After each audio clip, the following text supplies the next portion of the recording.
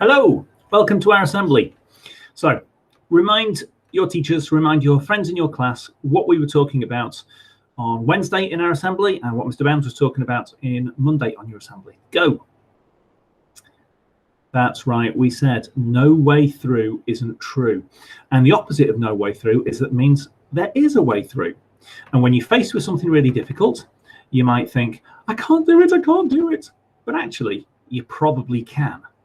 And it's just about remembering that we have to calm down first, and then we can give it a good go.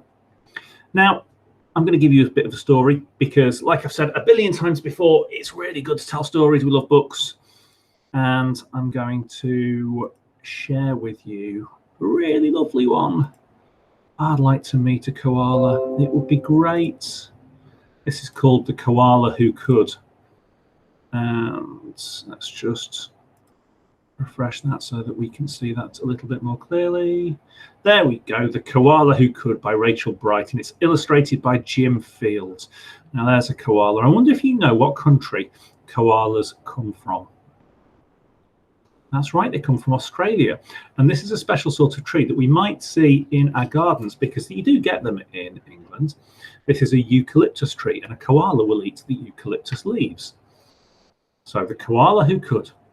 In a wonderful place at the breaking of dawn, where the breezes were soft and the sunshine was warm, a place where the creatures ran wild and played free, a koala called Kevin clung to a tree. A nicer grey fellow you never would meet, as soft as a softing from ear tufts to feet. His favourite way to relax in the sun was to cling and to nap and to munch a leaf bun. He was terribly good at all these three things. Yes, Kevin was king of the staying still things.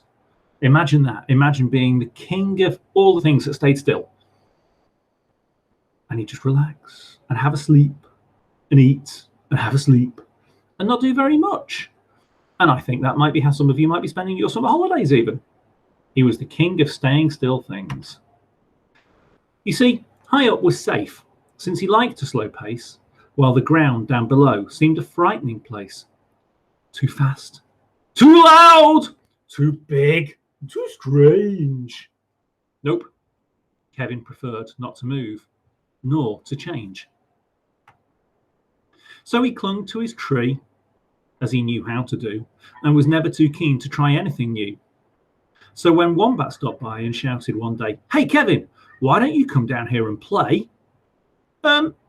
I think, he replied, I should stay on my plant.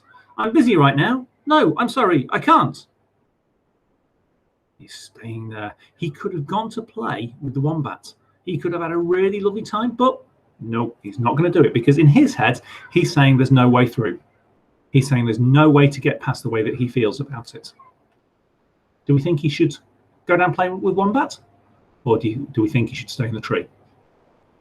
I think he should stay in the tree as well. He should, go down and play with Wombat. He shouldn't stay in the tree. Why not? Cried the Roos, who liked the idea. Yes, why? Called the Dingoes. You've nothing to fear. But Kevin, who wasn't the do things quick sort, said, I've clinging to do, but thanks for the thought.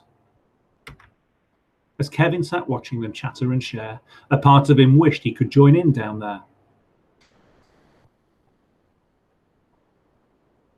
The whole thing was risky. Adventure could wait. Whatever the invite, he'd always say no. Oh dear, it seemed, Kevin. Sorry, I read that in the wrong order. But he knew he'd miss home in the dark and the late. The whole thing was risky. Adventure could wait. Whatever the invite, he'd always say no. Oh dear, it seemed Kevin just couldn't let go. So he couldn't let go. He kept thinking that there wasn't a way through. But we know that's not true. So his life was the same, no matter the day. The weeks came and went, and the months rolled away. And Kevin stayed still while the world moved around until he awoke to a worrying sound. I wonder what that could be. Huh. Tap, tap, the sound went. Well, this was a blow. Tap, tappity, tap, tap, tap. Oh, no.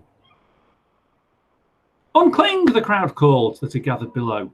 Leap and we'll catch you, just let yourself go. But Kevin was scared, and look what's happening to the tree.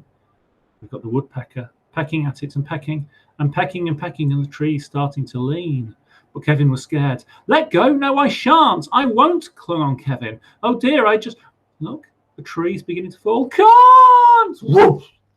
Down came the tree with a cracking and pinging, crash and a wallop, with Kevin still clinging. Kevin, he carefully opened one eye and looked up at the love staring down from the sky. Then one claw by one claw, he slowly unclung. He felt springy and light and happy and young.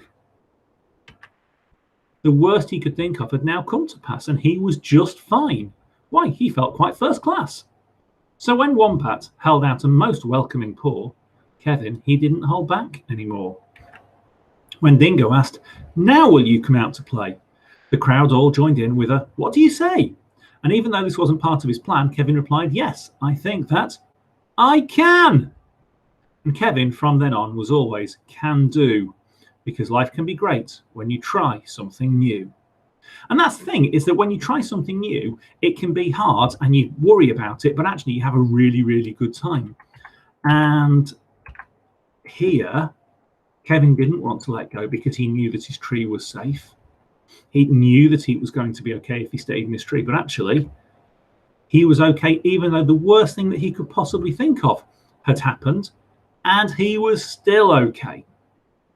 So for Kevin, he learned that no way through wasn't true, that he actually could do things. So just like you, I want you to think back now on something that you have done since you came back to school, since you started in the class that you're in now in September. It might be something you've done outside of school. It might be something that you have done inside school that your teacher has given you to do. And you've looked at it and gone, I can't do that. There's no way at all.